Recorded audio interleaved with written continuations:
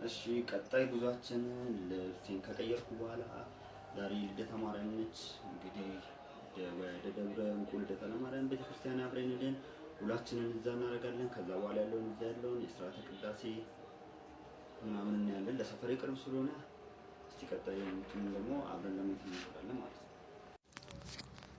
እሺ ጋይስ እንግዲህ መንገዳችንን ጀምረናል። የልደታ ማርያም መንገድን ትንሽ ዳገታማ ነው። እንግዲህ ዳገቷን እየወጣን ነው። በዚህ ማለት ከእንግሊዝ ኤምባሲ ቀጥሎ ያለ ከእንግሊዝ ኤምባሲ ቀጥሎ በኬንያ ኤምባሲ አለ። ከኬንያ ኤምባሲ መሀል እንግዲህ ወደ ላይ የሚወጣ ዳገት ነው።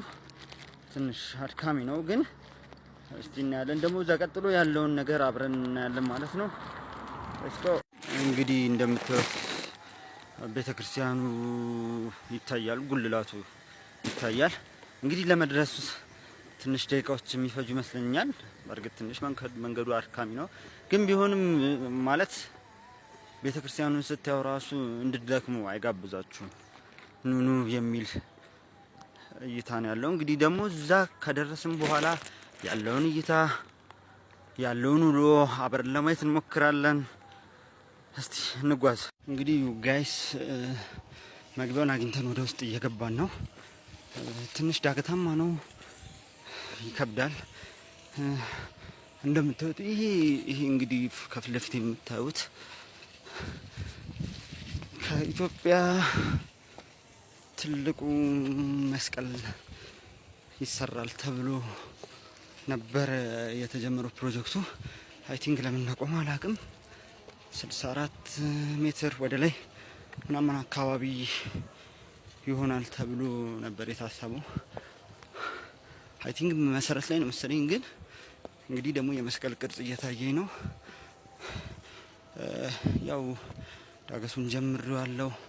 እስቲ ይህን ደረጃውን ጨርሼ ከዛ በኋላ ያለውን ቪው አሳያችኋለሁ። እዚህ ደብረ እንቁ ልደታ ለማርያም ቤተክርስቲያን ስመጣ ከማገኘው የመንፈስ እርካታ፣ ሃይማኖታዊ አስተምሮ እንዲሁም እግዚአብሔርን ከማግኘት በተጨማሪ ያለው እይታ ያለው የአየሩ ሁኔታ የእውነት ደስ ይላል።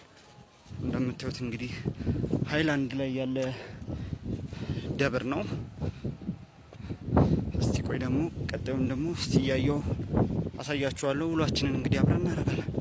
እንግዲህ እንዳልኳችሁ ከፍታው ቦታ ላይ ስደርስ አሳያችኋለሁ። እንዳልኩት ይኸውላችሁ እንግዲህ ደብረ እንቁ ልደታ ማርያም ቤተክርስቲያን ስትመጡ በተለያየ አቅጣጫ መምጣት ትችላላችሁ። እዚህ ጋር እንደምታዩት ከሾላ ከመገናኛ፣ በዚህ ጋር ደግሞ በእንግሊዝ ኤምባሲ በኬንያ ኤምባሲ ወደ ላይ የሚያወጣ መንገድ አለ።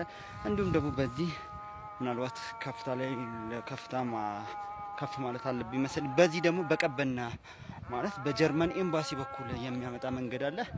እንግዲህ ደብረ እንቁ ልደታ ለማርያም ቤተክርስቲያን እንግዲህ ከፍታ ላይ ያለች ቦታ ከመሆኑም በተጨማሪ በቃ ደስ የሚል የእውነት ደስ የሚል ቪው ያለበት ቦታ ነው።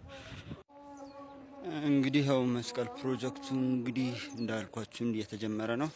አክቹሊ አሁን እንግዲህ ስርዓተ ቅዳሴው ስለጀመረ ምናልባት ቅዳሴውን አቋርጬ ለመቅረጽ ይከብደኛል።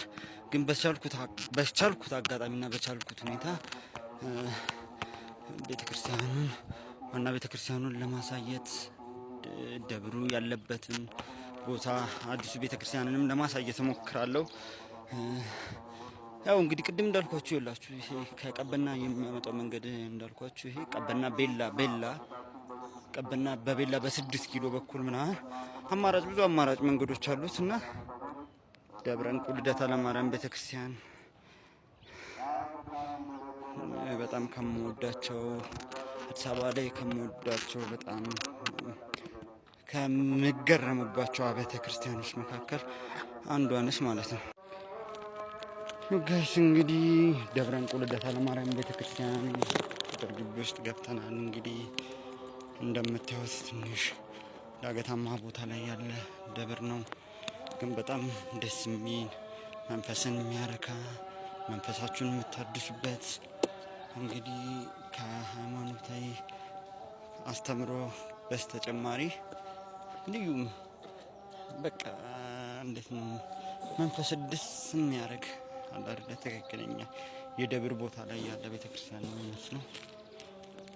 እስቲ እሺ ጋይስ እንግዲህ እንደምታዩት ይሄ የአዲሱ ህንጻ ቤተክርስቲያን ነው የልደታ ለማርያም። ይሄኛው ደግሞ የድሮ ነው። እንግዲህ